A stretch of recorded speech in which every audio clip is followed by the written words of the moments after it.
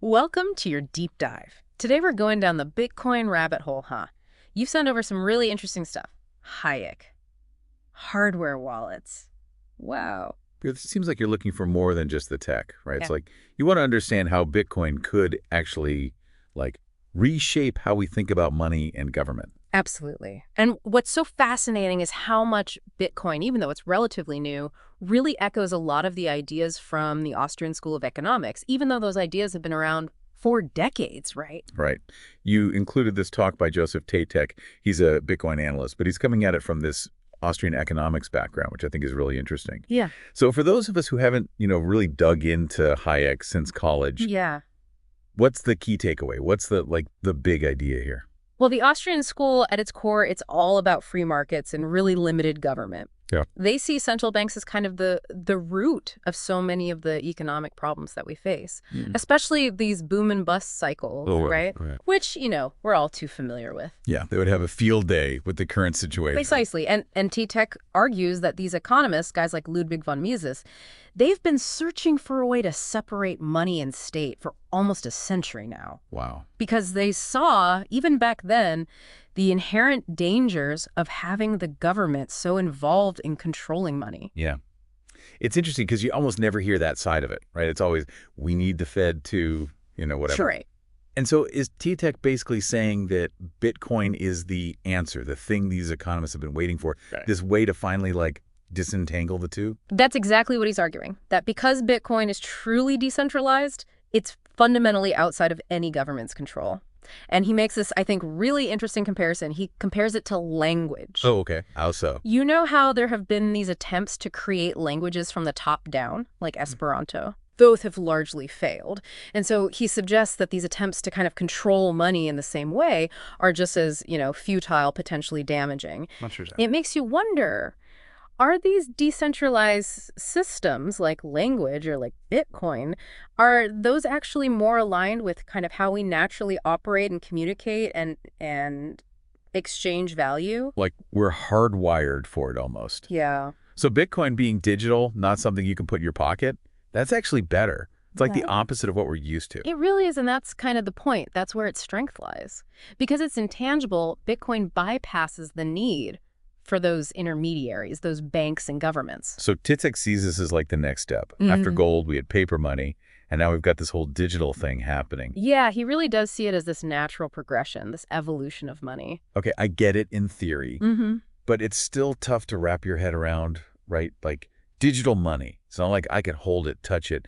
How do you even get your head around that? It requires a shift, right, in how we think about things. And this is where that whole concept of time preference comes in. Time preference. Ugh.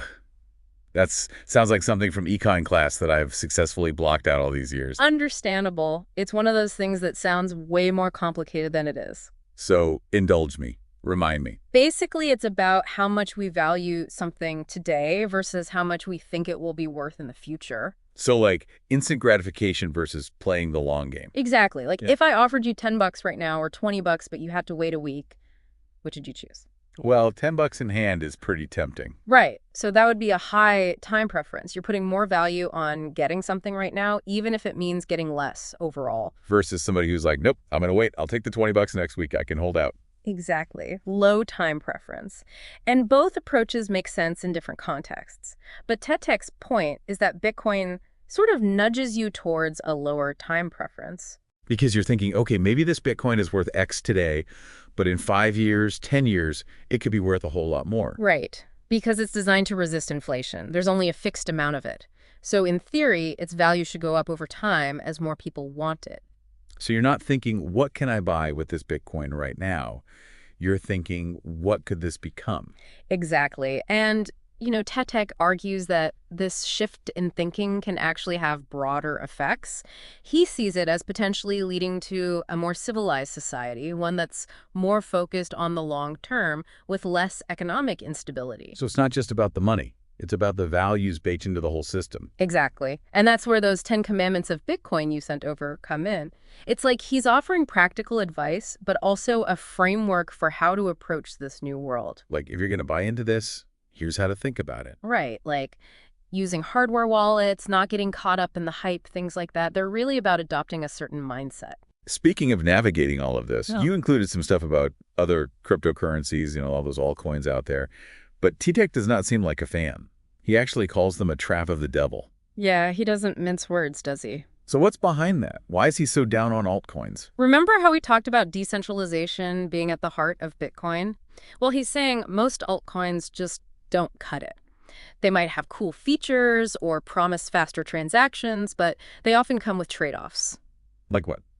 Well, they might have complexities in their code or dependencies on certain groups or companies. And those things, they create points of control, points of manipulation, and that kind of defeats the whole purpose, right? So even if some of these altcoins seem innovative, they could be more vulnerable, like more open to being shut down or censored. Exactly. He draws this parallel between altcoins and those centralized digital currencies that came before Bitcoin, things like e-gold or Liberty Reserve. And those were all shut down, right?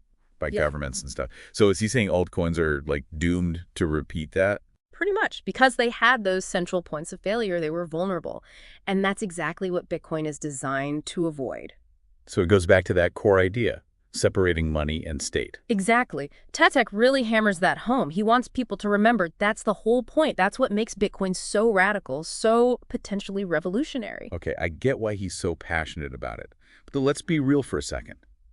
Can one cryptocurrency, even one as cleverly designed as Bitcoin, can it really disrupt the entire, global financial system? I mean, it's huge. It's a big question, right?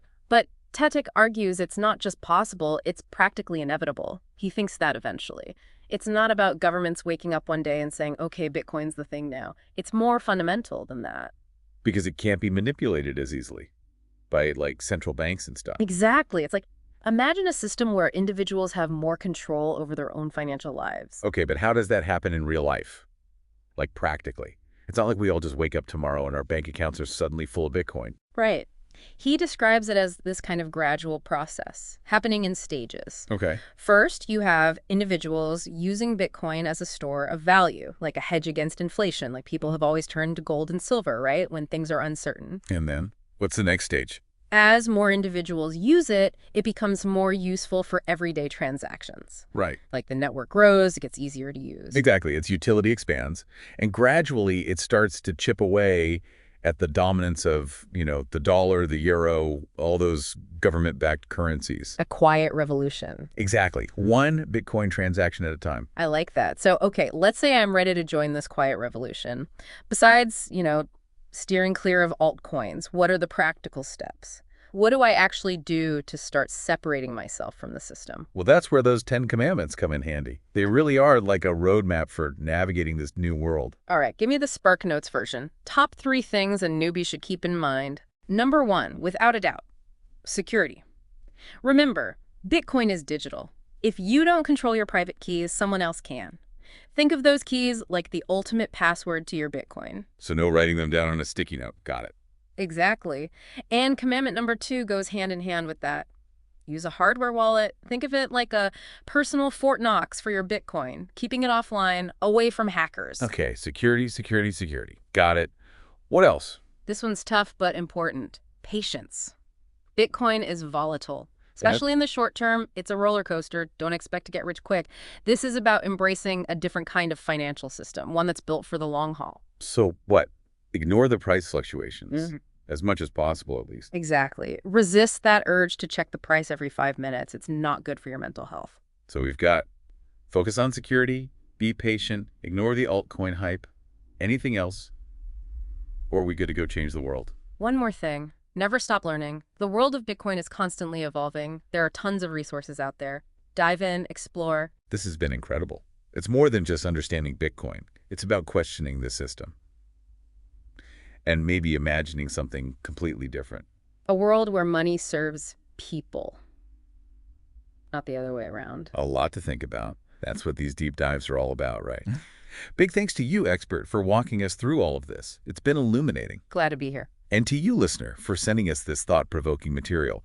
Keep those deep dives going.